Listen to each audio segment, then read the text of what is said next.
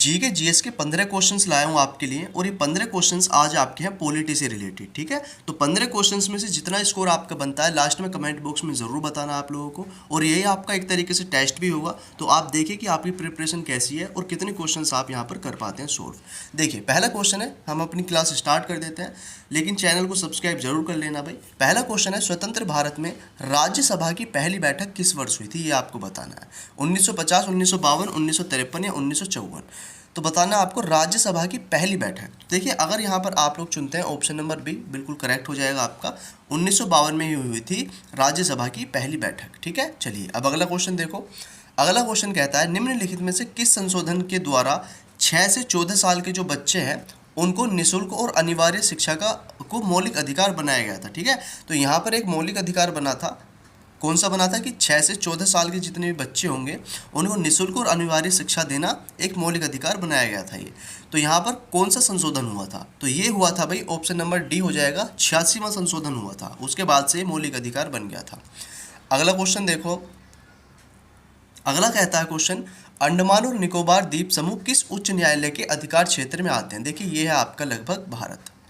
ठीक है, ये भारत हो जाएगा आपका लगभग, और यहाँ पर ये आपका पश्चिम बंगाल है इधर, और यहाँ पर ये आपका अंडमान निकोबार द्वीप समूह आ जाता है। तो ये अंडमान निकोबार द्वीप समूह जो है इसके जितने भी न्यायिक कार्य होते हैं ये कलकत्ता ही संभालता है, यानी कि पश्चिम बंगाल में जो कलकत्ता आपका वही संभालता है इसके सारे न्यायिक कार्य हैं। तो कलकत्ता हो जाएगा यहाँ पर करेक्ट आंसर भाई।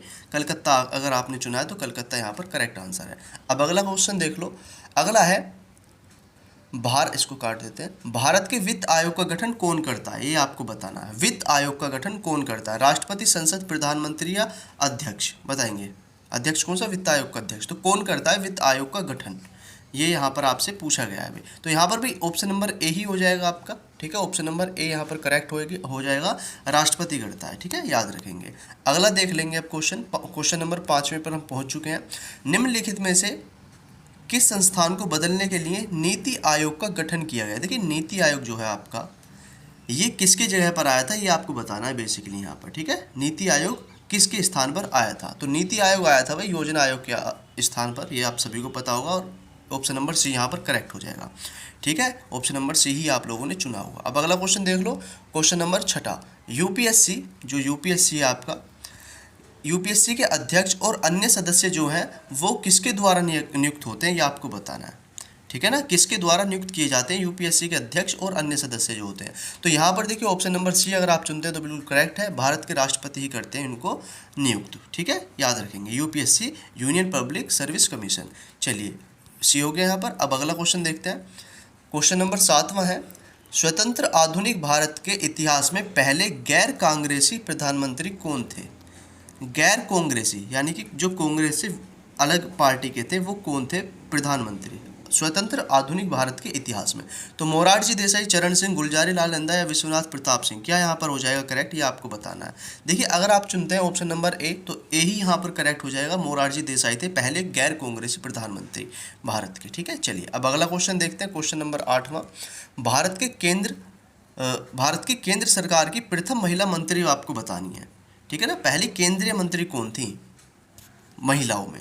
ऑप्शंस है आपके सामने भाई, ऑप्शंस हैं सन्नो देवी, एस रमा देवी, राजकुमारी अमृता कौर या प्रिया हिमोरानी। तो देखिए यहाँ पर ऑप्शन नंबर सी यहाँ पर आपका करेक्ट है भाई। अगर आप लोग सी चुनते हैं, अमृता कौर, राजकुमारी अमृता कौर थी पहली केंद्रीय मंत्री। ठीक है, भारत की केंद्र सरकार की। ठीक है भाई, ये हो गया। अब अगला क्वेश्चन देख लो। अगला क्वेश्चन कहता है, लोकसभा चुनाव लड़ने के लिए न्यूनतम आयु यहाँ पर आपसे पूछी गई है। ठीक है ना, न्यूनतम आयु आपको बतानी है कितनी होनी चाहिए, कम से कम एज किस चीज़ के लिए, लोकसभा का चुनाव लड़ने के लिए। तो ऑप्शन है आपके सामने 30 वर्ष, 25 वर्ष, 18 वर्ष या फिर 35 वर्ष। तो ऑप्शन नंबर बी अगर आप चुनते हैं तो बिल्कुल करेक्ट हो जाएगा, 25 साल होनी चाहिए भाई लोकसभा का चुनाव लड़ने के लिए कम से कम आयु। ठीक है, बी यहाँ पर आपका करेक्ट आंसर हो गया। अब अगला क्वेश्चन देखो। अगला क्वेश्चन कहता है, किस वर्ष में भारतीय राष्ट्रीय कांग्रेस ने संविधान सभा की मांग की थी। तो यहाँ पर संविधान सभा की मांग से क्वेश्चन पूछा गया है। ठीक है ना, मांग कब की थी ये देखिए पूछ लिया जाता है क्वेश्चन। ये सारे ही क्वेश्चन जितने भी पीवाई क्यों हैं किसी न किसी एग्जाम में आपके पूछे गए हैं। ठीक है ना, इसी वजह से इंपॉर्टेंट क्वेश्चन बन जाते हैं ये क्वेश्चंस। तो बताइए यहाँ पर क्या आंसर हो जाएगा आपका, किस वर्ष की थी। तो देखिए 1934 में की थी भाई, ठीक है ना। संविधान सभा की मांग कब की थी कांग्रेस ने? 1934 में की थी। तो ऑप्शन नंबर डी यहाँ पर करेक्ट हो गया, ऑप्शन नंबर डी करेक्ट हो जाएगा, 1934। ठीक है, याद रखेंगे। अब अगला क्वेश्चन देखेंगे। अगला क्वेश्चन कहता है किसने उद्देश्य प्रस्ताव को पेश किया था जिसको बाद में भारत के संविधान की प्रस्तावना के रूप में ग्रहण किया गया था। देखिए प्रस्तावना बन गई थी वो भारत की बाद में प्रस्तावना, लेकिन उसे पहले क्या कहा जाता था? उद्देश्य प्रस्ताव था वो। ठीक है ना। किसने पेश किया था ये यहाँ पर आपको बताना है सिर्फ, पेश किसने किया था? उद्देश्य प्रस्ताव। तो ये क्या था भाई? ऑप्शन नंबर सी हो जाएगा करेक्ट, पंडित जवाहरलाल नेहरू। ठीक है जी, ऑप्शन नंबर सी यहाँ पर आपका करेक्ट हो जाएगा, पंडित जवाहरलाल नेहरू। चलिए अब अगला क्वेश्चन देखिए, क्वेश्चन नंबर 12वें पर हम पहुंच चुके हैं। क्वेश्चन कहता है पंडित जवाहरलाल नेहरू ने उद्देश्य प्रस्ताव कब पेश किया? देखिए उद्देश्य प्रस्ताव ये मैंने बताया, जिसको बाद में क्या किसका रूप मिला? प्रस्तावना का। तो ये उद्देश्य प्रस्ताव पेश कब किया था? कब किया था? आपको डेट बतानी है, ईयर बतानी है। देखिए अगर यहाँ पर आप लोग चुनेंगे ऑप्शन नंबर ए गलत हो जाएगा, सी भी गलत हो जाएगा, डी भी गलत हो जाएगा। यहाँ पर ऑप्शन नंबर बी आपका करेक्ट हो जाएगा भाई, बी। 13 दिसंबर 1946। ठीक है ना, 13 दिसंबर 1946 को उद्देश्य प्रस्ताव पेश किया गया था। किसके द्वारा किया गया था? जवाहरलाल नेहरू जी के द्वारा पेश किया गया था। अगला देख लो क्वेश्चन नंबर 13वां। संविधान सभा के प्रारूप समिति में कितने सदस्य थे? देखिए प्रारूप समिति जो है, जो आपकी ड्राफ्टिंग कमेटी थी, उसमें कितने सदस्य थे? ये यहाँ पर आपसे पूछा गया। 8, 14, 9 या 7 सदस्य थे। तो देखिए सभी को पता है क्वेश्चन का आंसर, बिल्कुल इजी क्वेश्चन है ये। तो ऑप्शन नंबर डी यहाँ पर करेक्ट हो जाएगा, 7 सदस्य थे। ठीक है, 7 सदस्य थे, याद रखेंगे। जो प्रारूप समिति है उसमें 7 सदस्य थे भाई। चलिए अब अगला क्वेश्चन देख लो।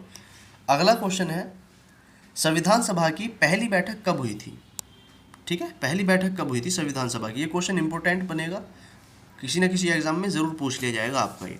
संविधान सभा की प्रथम बैठक कब हुई थी? तो दिसंबर 1946 ही यहाँ पर करेक्ट आंसर चुनेंगे भाई आप लोग। ऑप्शन नंबर ए ही आपका करेक्ट हो जाएगा, दिसंबर 1946 को हुई थी संविधान सभा की पहली बैठक, याद रखेंगे। चलिए अब देखिए अगला क्वेश्चन है 15वां, लास्ट का क्वेश्चन है, जिसका आंसर आप लोग बताएंगे, जो कि आपके लिए होमवर्क का होता है हमेशा क्वेश्चन।